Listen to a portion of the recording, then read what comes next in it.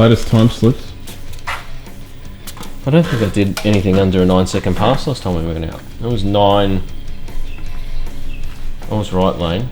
Sketchy as hell as usual. 9.94.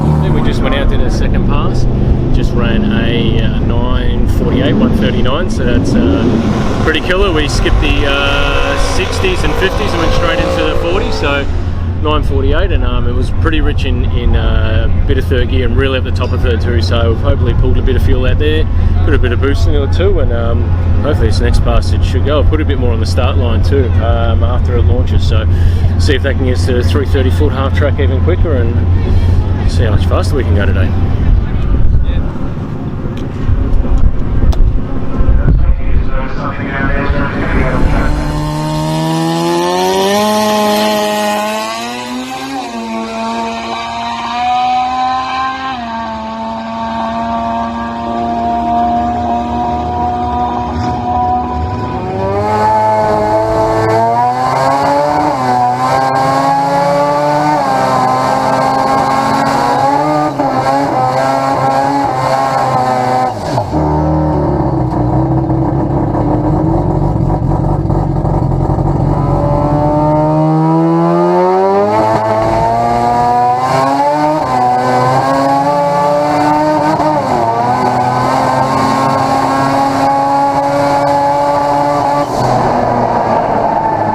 And then this was the final PB, 9.46. So it's good to finally go to the racetrack and then start doing some decent times.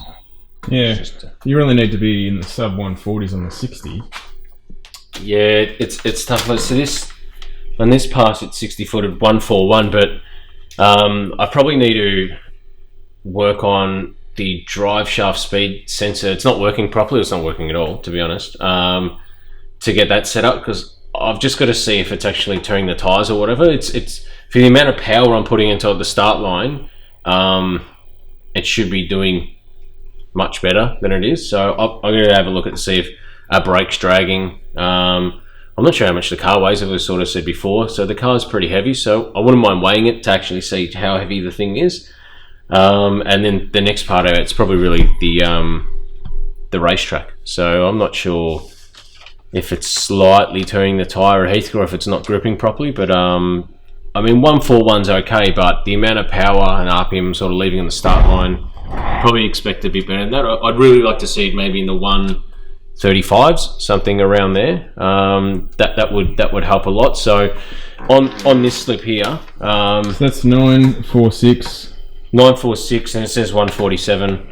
Yep, whatever, that's what it says, so that's what we'll say. But it was very rich on this pass, pretty much at the top from 8,500. I'm turning the thing to about 9,000 RPM now. That's what the limiter is at. And on this pass, I literally tickled it. I didn't even know I touched the limiter in the first to second gear change, but it did. On the data, you can see just tiniest little lean spike, which is what happens when you hit the limiter. In second gear, I hit the limiter so hard, I didn't realise the car was revving and going as hard as it was, and I missed the shift lights because of the sun, way the sort of sun was setting at the track, and I missed the shift lights, and that car basically stopped.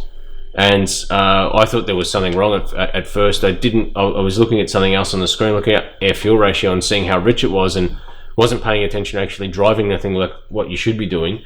And it hit the limiter that hard that when I finally changed into third, it went from basically nosing over to taking off again so hard I was like I'd hit the trans brake from the start line again. So pretty much from 8,500 to 9,000 in each gear, it is ridiculously rich and almost missing rich. So for it to run 946 and driving it terribly and the tune up to be not exactly where it needs to be, it's pretty encouraging, because it tells me that I'm pretty certain that if this 60 foot around the 135 mark, and it did the incrementals on one of the other passes back here was really solid. I think it was this pass, maybe the fifth one.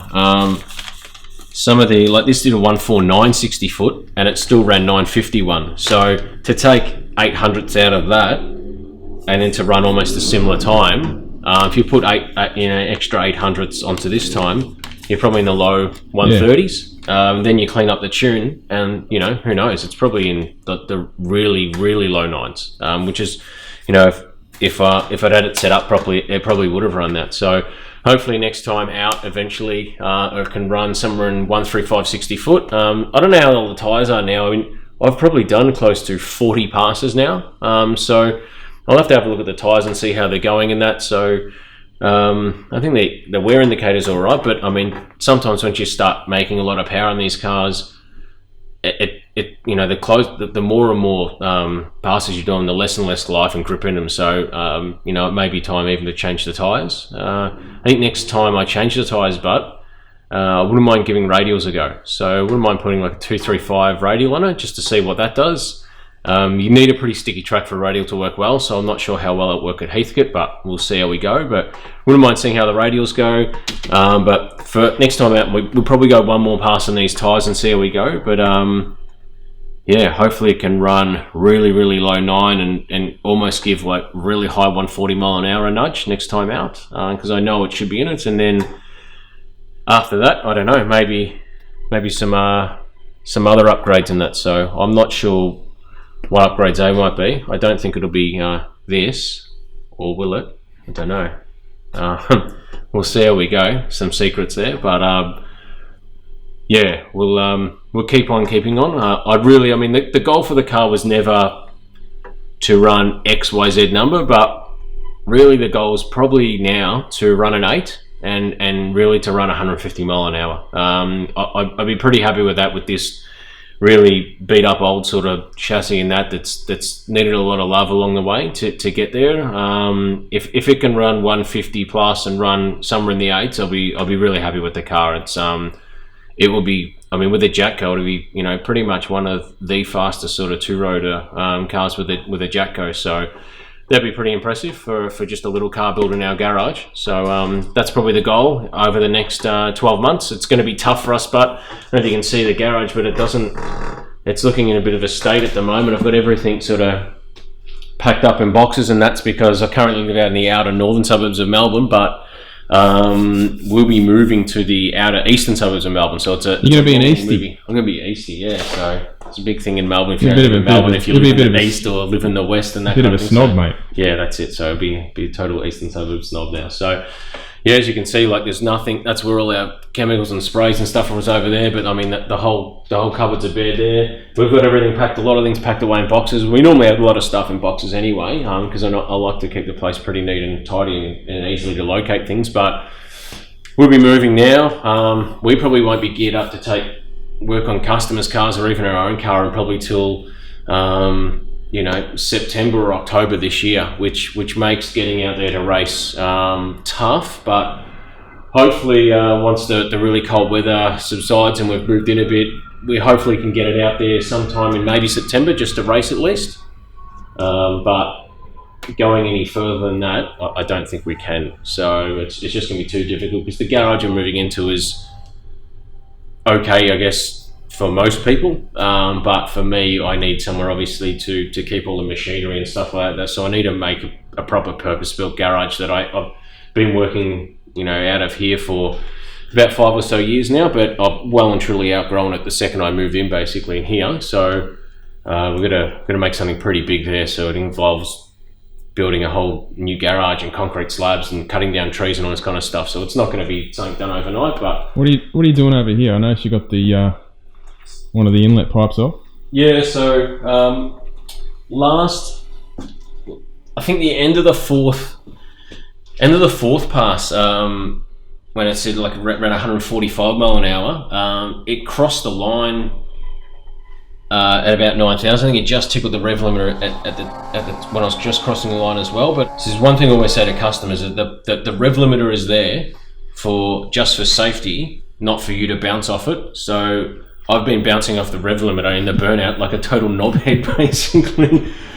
For whatever reason, no idea why. It's just it hasn't been on purpose, but I've just got to get it under control a bit now, and I think it's taken its toll on a gasket somewhere in the intake system, because coming back to the pits after the fourth run, the fifth and sixth run, I can really hear it hunting at idle, and the map trace is a little bit off as well, which tells me that it's blowing a gasket somewhere, or it's got a leak somewhere in the intake system, and it's just throttle body's closed, but it's sucking in more air, so it's hunting and that. So I was just taking that off to inspect everything, and I haven't really got any further in that. And the secondary thing is that the brakes that we've mentioned a fair few times are still pretty average, so I was just inspecting wheel cylinders and things like that there. But that's one thing now that I do have. I've purchased a lathe. We're probably going to look at I'll make a custom hub for this thing and put some decent brakes on it. I think I got some brakes there from XR6, like a BA Falcon, so the big brakes. This thing's been pretty reliable though since you changed the injectors. Yeah, so I mean the injectors, where I was piss fighting around with working out what other latest and greatest injectors there are available for these things to pass that knowledge on to my customers. All I really found out is what not to use. There's quite a few injectors out there that I definitely would not recommend anyone use, because I've been through the dramas all right personally, and pretty much these things now, I mean, yeah, it's got 4 Indies in it, and it's got 2 Siemens 2400cc Deckers as well, and those things have been unbelievably reliable. So I've got an injector test bench over there, and every time I take them out, no matter how long it's been sitting, these injectors are mint. They're perfect. So whereas the other injectors I had are just hopeless. That's where all our issues were around. We'd do one pass, and then the car would barely get back to the pits, and then wouldn't idle, wouldn't go on the trans brake, wouldn't do anything as soon as you put any load on them. And we trace it all back to just the injectors, change the injectors out, and then this thing has done, I think it's done 4 meets, and it's just been flawless. I mean, really, if this was, we've got the FD engine in it now, which is great because we've sold the other engine, but the FD engine's so much better, and it's the reason why people go to billet motors these days for reliability's sake. So I mean, this thing has rich misfired that much that if this was probably a series, especially like an early series 4 engine with the small meter around the dowels, that those misfires are what cracks plates and things like that too. So it's the FD engine just takes it, and that's why people run these engines, because they're so much stronger and more robust, and that's the reason people go to billet as well. I mean, the billet components don't make more power. People see it and think like, oh, I can run the pass on a standard engine. Why do I need a billet one? And so, well, the billet one just gives better reliability. So, if you want to have, if you really want to have a swing at the tune-up to run a big number, that the billet engine is going to take any issues you might have, whereas these engines will just crack into a million pieces and not take it. Once you start chasing passes around on a small tyre in the 7-second region, you'll definitely see guys running billet for that reason. It's in the long run. I mean, these plates, I've got a few spares up there, but easier just to put an LS in there. I don't know why you bother coming in here at this shit, because there'll never be an LS going. Maybe in this thing. So the next time we see this car brooming, we might be in the new garage. Definitely be in the new garage. Hopefully, next time you see it, we're out at Heathcote again racing. Next step after that's probably to get it teched so we can race it somewhere like Calder, or even, who knows, maybe make a road trip down to Swan Hill or something. That track's pretty cool. Looks good. It's a bit far to drive, but for someone I'm just a casual racer, not a hardcore racer, but it's pretty far. But it looks like a good track to drive down. But I think next time out will be hopefully still this year. But I don't think I'll get out too many times this year, just because life's going to get in the way. Unfortunately, going to be too busy building the new workshop, which should be great. So at least the car, every time we've taken it out recently, it's improved. Yeah, it has. Yeah, that's the main thing. Just continual improvement. So I mean, I think so. This time we ran 9:46. The time before that we ran 9:70. Time before that was 10:01. Time before that was 10:50. So at least 9:40s is where the car should most definitely be. I know people are saying like, "Oh, it was great when I was running 10:50. That's quick," but that was pretty embarrassing, really. I mean, for this, it was definitely not where it was meant to be anyway. It was on low boost, but even still, 9:40s is where it should be, and now it's just a case of dropping it down. So cool. You can get out of my garage so I can continue packing up. All right. Okay, don't forget to subscribe and hit that bell so you receive notifications as soon as the next video installment comes out. Give us some feedback, write in the comments and let us know what you think.